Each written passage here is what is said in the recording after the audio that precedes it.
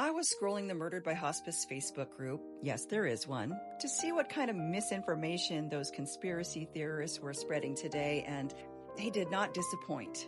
Hi everyone, I am the one who posted a couple days ago about my mom with liver disease and being told to start hospice. I declined hospice. Of course, they tried to pressure me after I declined. I said I wasn't ready to make that decision, so they basically said there wasn't anything more they could do for her and discharged her back to the skilled nursing facility she lives in. Well, I got a call this morning from the NP there, and she asked me if we could put comfort measures in place for my mother. This consists of morphine and Ativan. I said no. Now keep in mind, she told me my mother is not actively dying, but if anything would happen this weekend, she would sleep better knowing these things were on board if needed. I'm not okay with these things. My mother is not currently in distress. She keeps saying, well, she's terminal and it's a humane thing to do.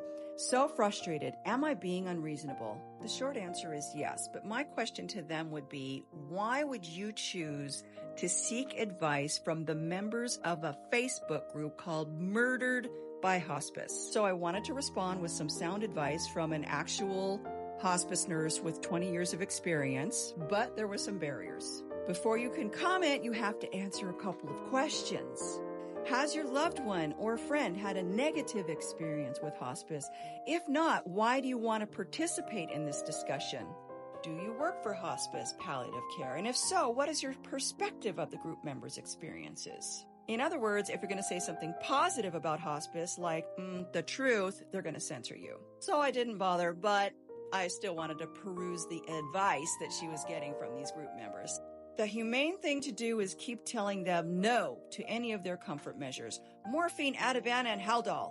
My dad just passed away from these so-called comfort measures in excruciating agony, thanks to Murder by Hospice. Now, I'm leading with this one because of part 2.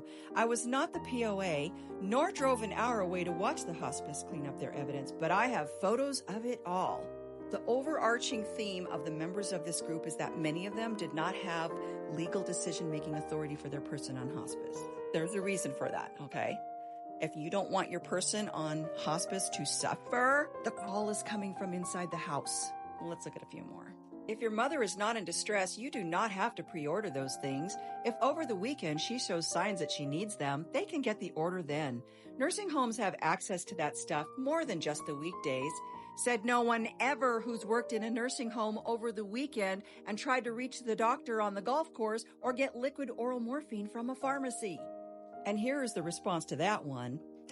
They have access to doctors and pharmacies on the weekends and holidays, so there's absolutely no reason to pressure you about this. This is about the comfort of the nurse. She even said that. That is not patient-centered care. This is about the comfort of the person who's dying, you moron. Bring your mother to your house. Caregivers can come there, and yet you would know everything that is happening with your mom. Jerry Ann, what color is the sky in your world? This is U.S. healthcare we're talking about, okay? There are not caregivers to go to your home unless you're very rich or you're poor enough to qualify for Medicaid, and that's going to be ending soon thanks to this new administration.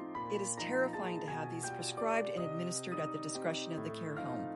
You mean by skilled nursing professionals instead of family members who are educated by whack jobs in this group? No, absolutely not. I'm so proud of you. That is their death cocktail. They really are murderers.